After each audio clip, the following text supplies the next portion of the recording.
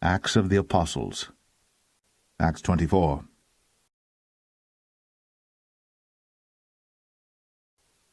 And after 5 days, Ananias the high priest descended with the elders, and with a certain orator named Tertullus, who informed the governor against Paul.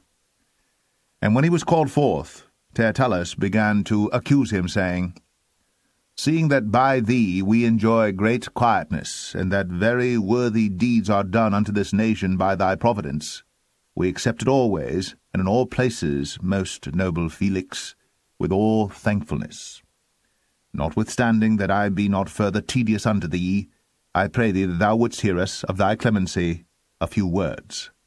For we have found this man a pestilent fellow, and a mover of sedition among all the Jews throughout the world, and a ringleader of the sect of the Nazarenes, who also hath gone about to profane the temple, whom we took, and would have judged according to our law.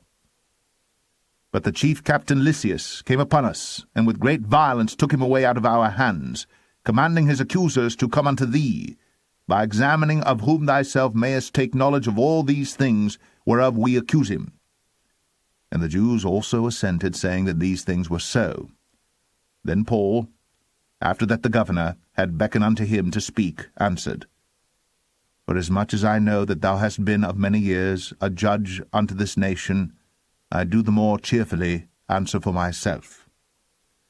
Because that thou mayest understand that there are yet but 12 days since I went up to Jerusalem for to worship, and they neither found me in the temple disputing with any man, neither raising up the people, neither in the synagogues, nor in the city. Neither can they prove the things whereof they now accuse me.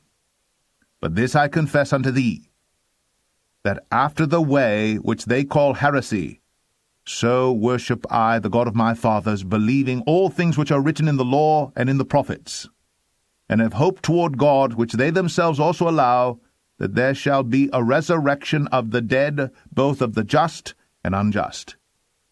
And herein do I exercise myself, to have always a conscience void of offense toward God and toward men.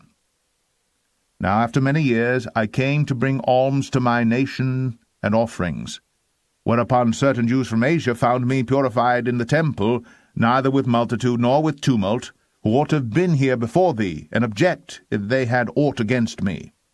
Or else let these same here say, if they have found any evil doing in me while I stood before the council, except it be for this one voice that I cried standing among them.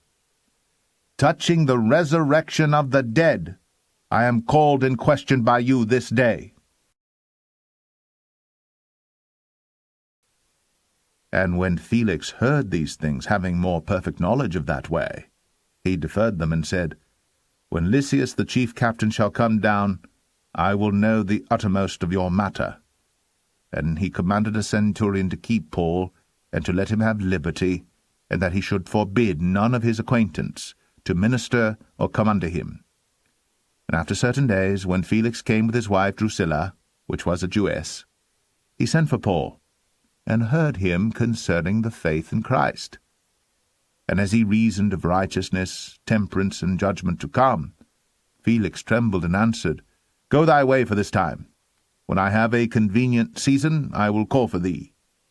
He hoped also that money should have been given him of Paul, that he might loose him, wherefore he sent for him the oftener, and communed with him. But after 2 years, Porcius Festus came into Felix's room, and Felix, willing to show the Jews a pleasure, left Paul bound.